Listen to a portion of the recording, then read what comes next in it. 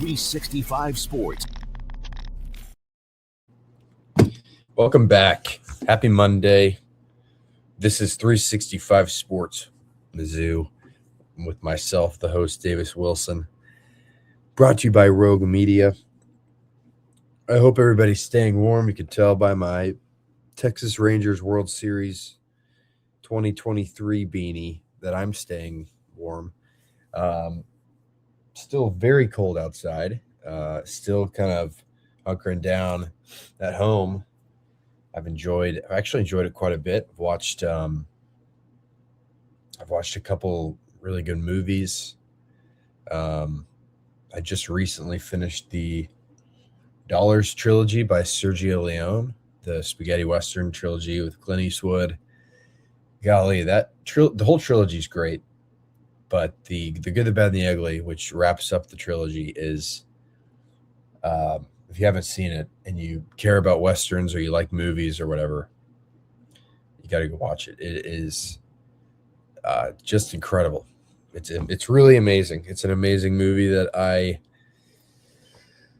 it's 3 hours long. So I'd always been like, all right, I'll watch it later. I'm not going to watch it now. It's 3 hours long. But when you're locked in and you got snow and ice on the roads, there's nothing else to do. So I watched it and was really blown away by it. So that's what I've been up to. A lot of movie watching, reading, sort of hanging around. Hopefully everybody is staying safe and staying warm. We've got a show to do here today. It's one of the rare shows where I have good news to discuss in both Mizzou basketball and Mizzou football. So it should be a pretty fun episode. I think we should start with basketball because why not? I feel like we usually start with football. Let's start with basketball today. Oh my gosh. Here we go. All right, basketball. Missouri has just played one game since I last did a show. They played the Oklahoma Sooners on Saturday afternoon. This is a game, each time they found a way to lose, each time they lost, it got more and more to a point where this is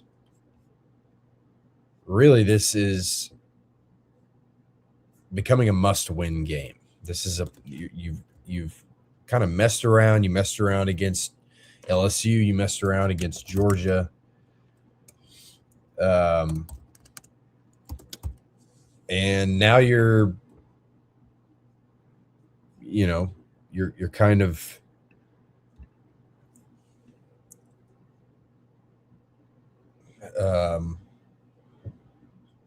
you found yourself in a position where you got to win. You have to win this game.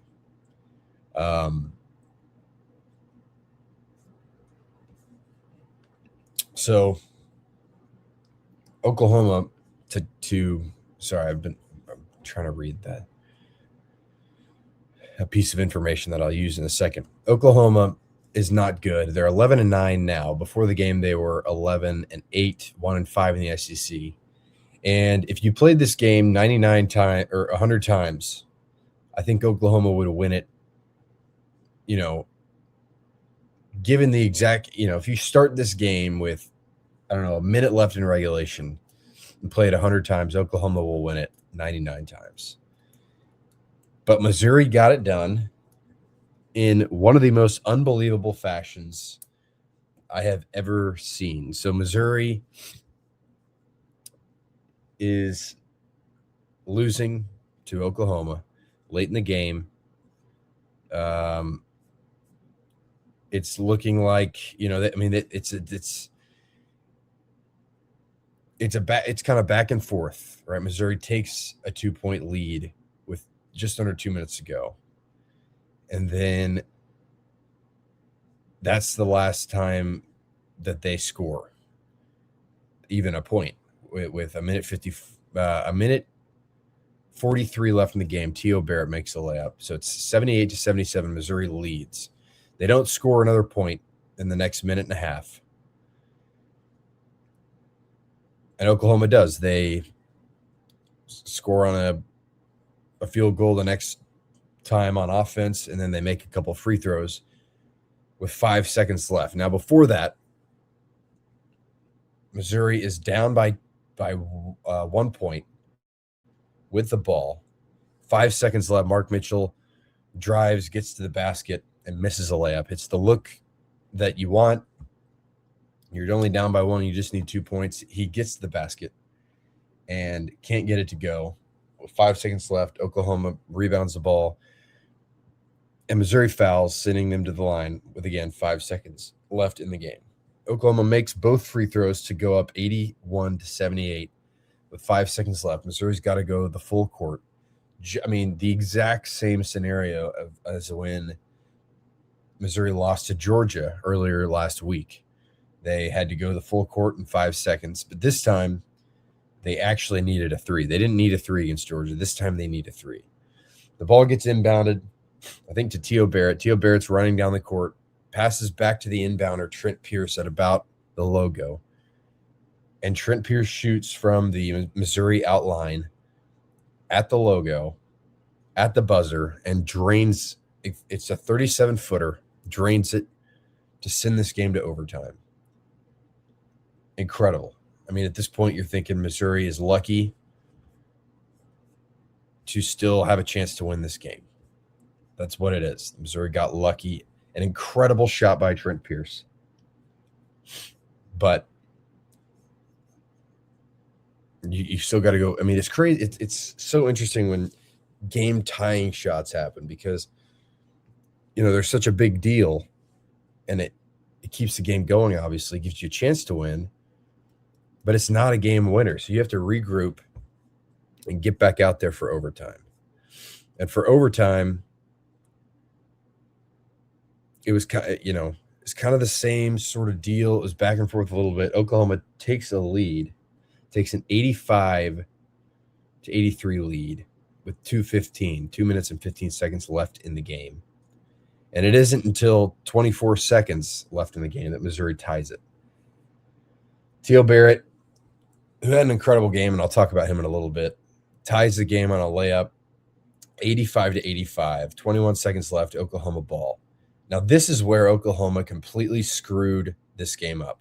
When you have the ball with 21 seconds and it's a tie game, your mindset should be this will be the last shot of the game. Either we win it on a buzzer beater or we go and play another overtime. There's no scenario where Missouri should get the ball back. And Oklahoma gets the ball. They come down. They get a really good look. Xavier Brown makes a 9-foot jumper, 87-85. But he leaves 4 seconds left on the clock. So Missouri down by 2. A very similar situation to what we saw against Georgia and then to what we just saw against Oklahoma in regulation. Comes down. It's Mark Mitchell bringing it up. Gets to the three-point line, stops, shoots.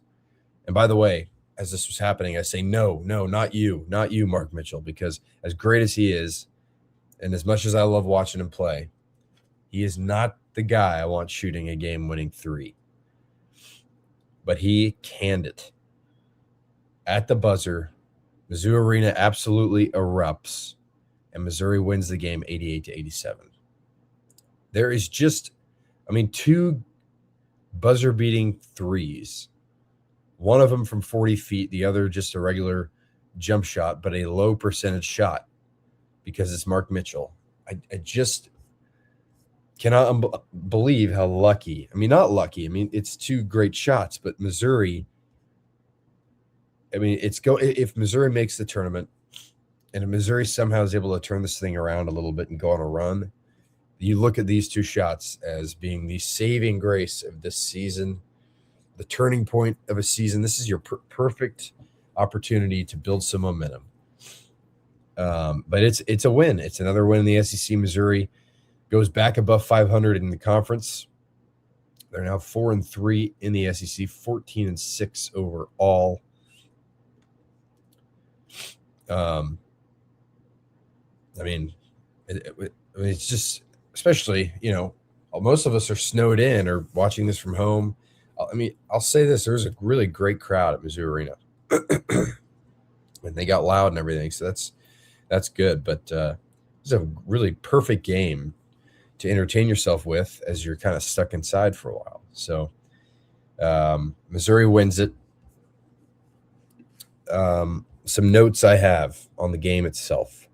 T.O. Barrett played the second most minutes of the game and has seemingly completely usurped Anthony Robinson Jr. as this team's starting point guard, go-to point guard, or whatever you want to call him. T.O. Barrett starts the game. Anthony Robinson comes off the bench. T.O. Barrett plays 39 minutes. Anthony Robinson Jr. plays 17.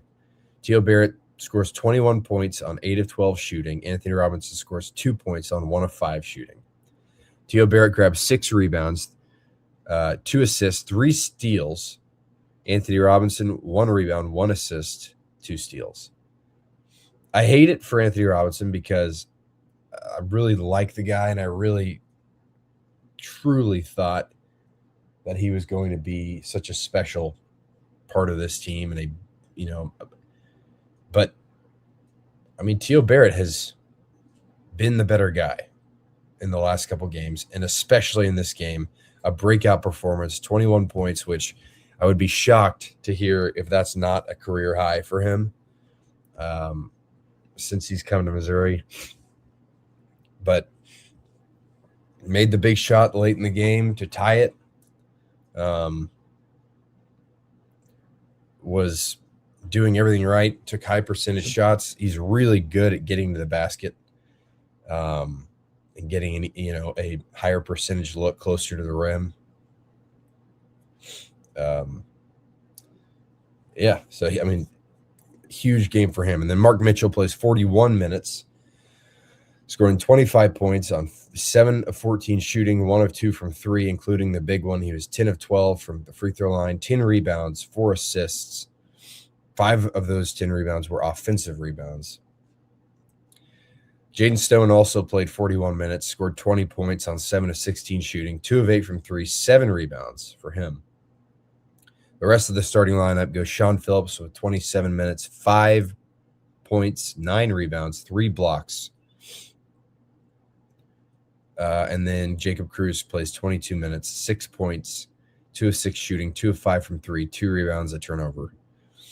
Off the bench, Luke Northweather plays 3 minutes, doesn't do anything. Trent Burns plays 3 minutes, grabs 1 rebound. Anar Boateng plays 3 minutes, records 1 turnover. Nicholas Randall plays 6 minutes, scores 1 point on 0 of 1 shooting, 1 of 2 from the free throw line, 1 assist, 1 turnover. Anthony Robinson plays 17 minutes, 2 points, 1 of 5 shooting, 0 of 2 from 3, 1 rebound, 1 assist, 1 turnover, 2 steals. Trent Pierce, 20 minutes, 4 points, 1 of 6 from the field, 1 of 6 from 3, 1 of 2 from the free throw line, 2 rebounds, an assist, 2 turnovers. And lastly, Sebastian Mack plays 4 minutes, 4 points on 50% shooting. 4 minutes and 4 per 40 stats would be.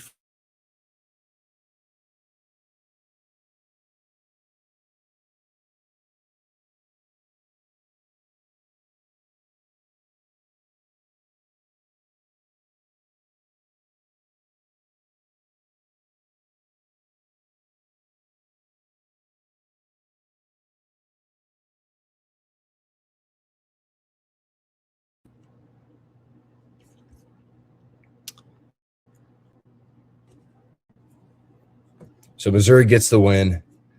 Dramatic as hell. Dramatic as ever. They shoot 45% from the field as a team, 29% from the field.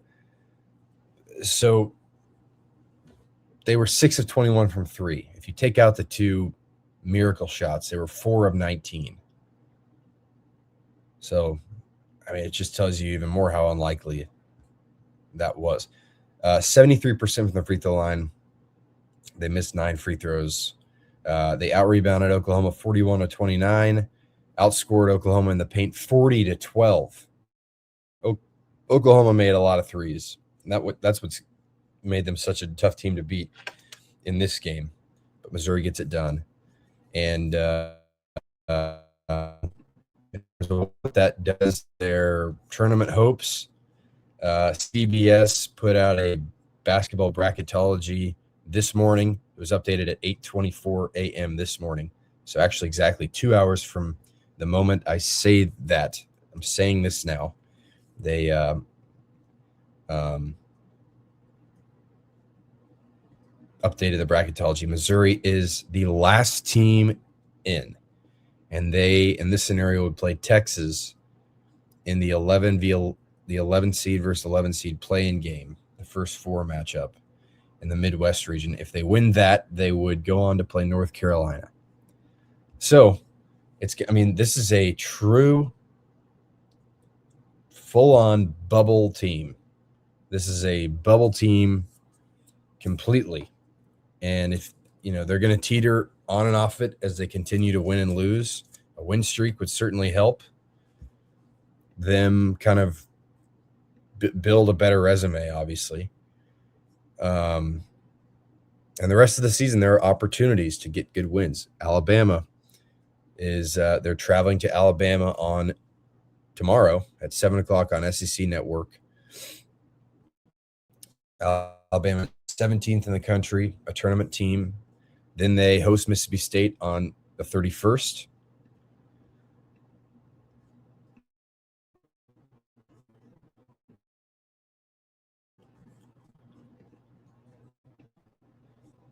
Two opportunities this upcoming week.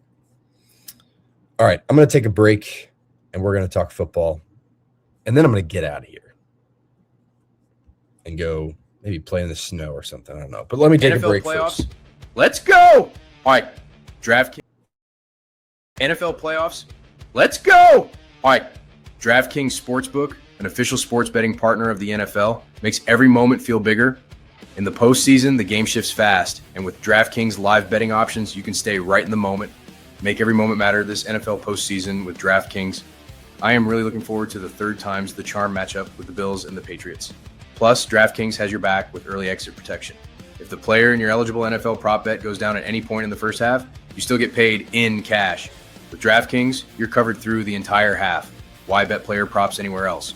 New customers, here's your shot. Bet just $5, and if that bet wins, you get $300 in bonus bets instantly. Download the DraftKings Sportsbook app now and use code ALLMIZZOU.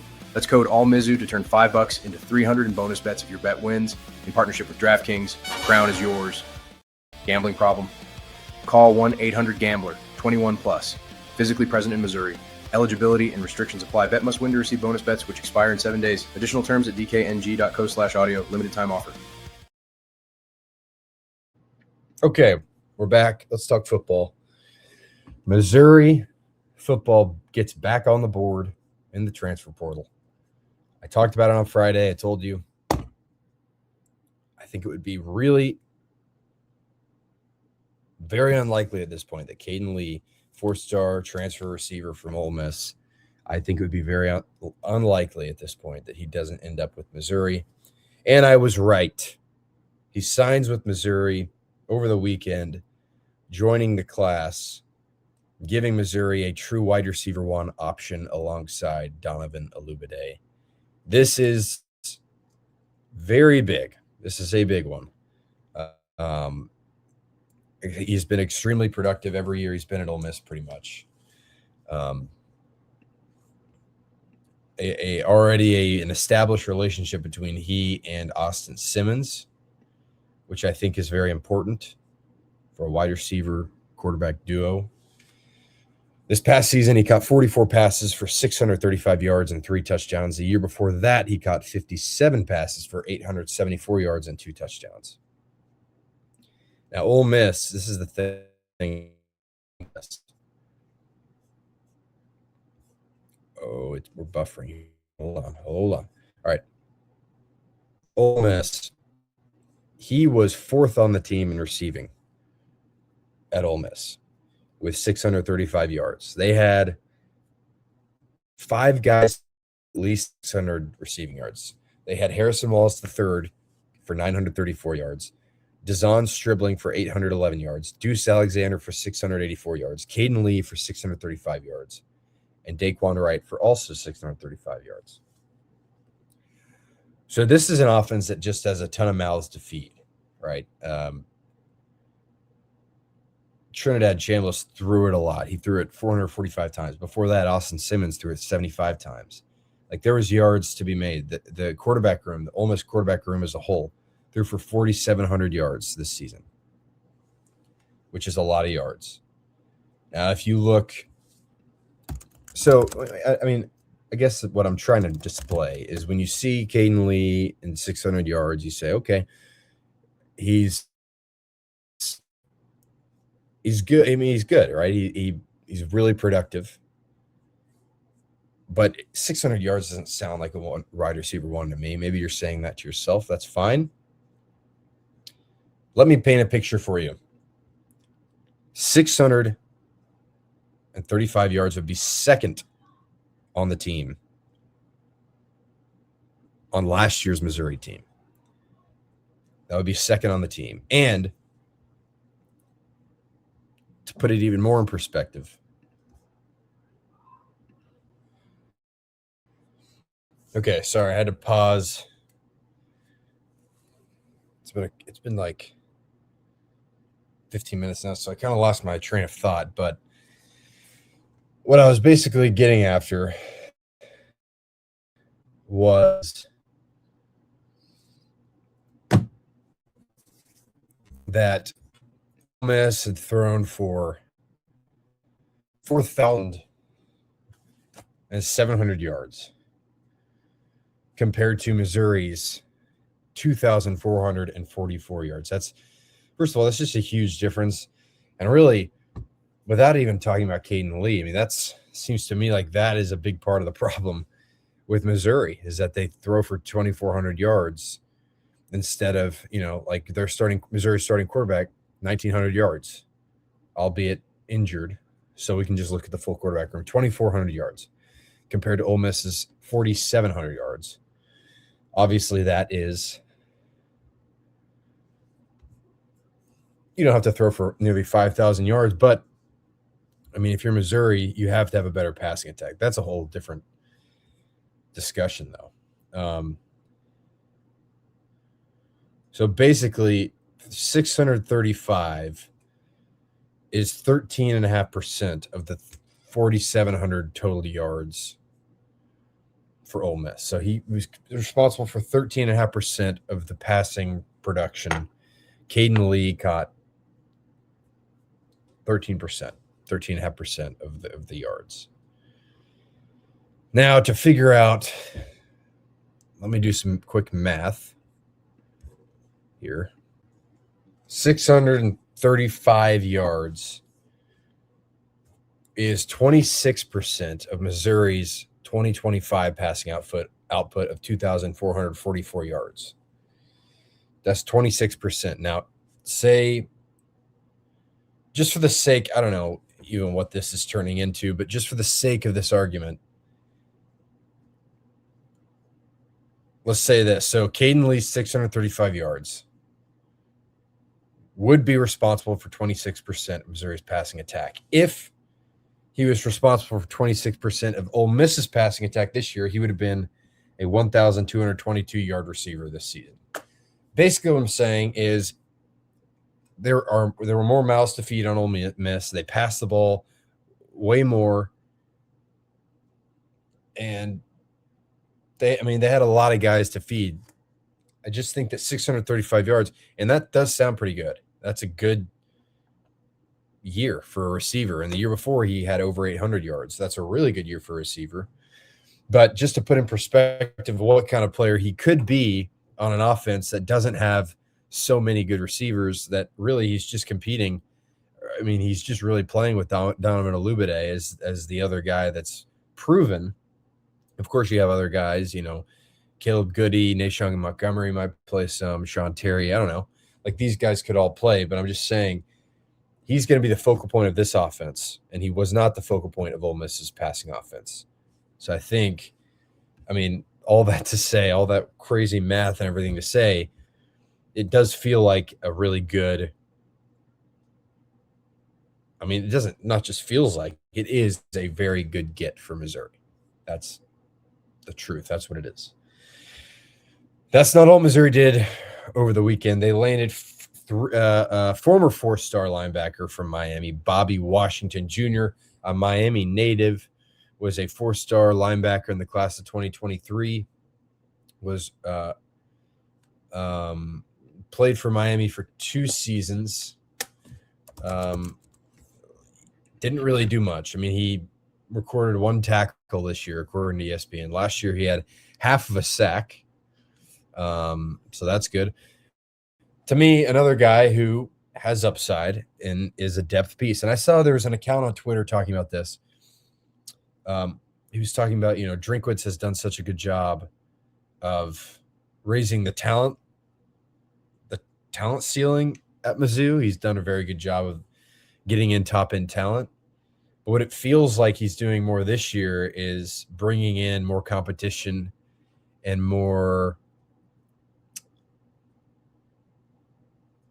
depth, I think. And I think that is such an important step if you want to build a good program, is to have depth, to have talented guys, 2 or 3 deep on your depth chart. And I think, rather than having, I don't know, like in the past, Missouri would have as their 3rd string linebacker, maybe like a 3-star recruit from,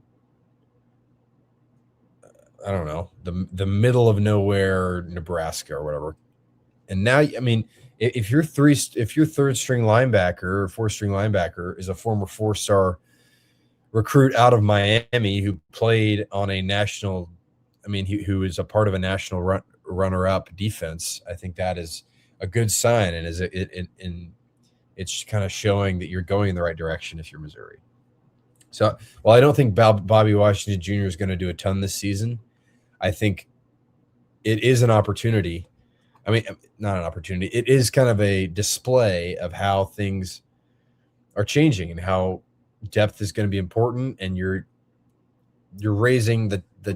I think what he's doing now is he's raising the talent floor, and I think that's, to have the depth, I think is really great. Well, the only kind of bit of bad news. Horatio Fields, the 4-star Auburn receiver transfer, is not going to be coming to Missouri, despite signing with the Tigers earlier in the transfer portal period. After he signed, I think that, I don't know exactly what happened, but it didn't end up working out. And now that Cayden Lee is in the fold, I mean, there's it's not going to work, and Horatio Fields will not be coming. So your receiver room looks like Cayden Lee is your 1, Alubade is your 2, Caleb Goody probably playing in your slot or a role similar to Marquise Johnson. And then you have Nashawn Montgomery as a depth piece. You have Kendrick Lanier as a depth piece. You have Sean Terry as a depth piece. Demarion Fulks as a depth piece. So you have guys that round out the room, but I think your contributors here are Lee, Alubade, Goody, maybe one other guy, Brett Norfleet. So overall, a good weekend for Missouri. They are up to, with the 2 additions and the 1 subtraction, they're at 28 commits in the transfer portal, 2 4-stars, 22 3-stars. They're 23rd in the country in recruiting class. The highlights to me being Austin Simmons, Cayden Lee, Robert Woodyard, Chris Graves Jr. There's more Elijah Dotson. I'll say that. Those are some of the guys I'm really excited to see. That is all I have for today. Thank you for joining me. Tomorrow I'll be back probably to talk about something. I don't know. We'll see. Stay warm, though. Stay safe. Appreciate you guys for tuning in to another episode of 365 Sports Mizzou with myself, Davis Wilson. Have a happy Monday. Have a good week. I'll see you soon. 365 Sports.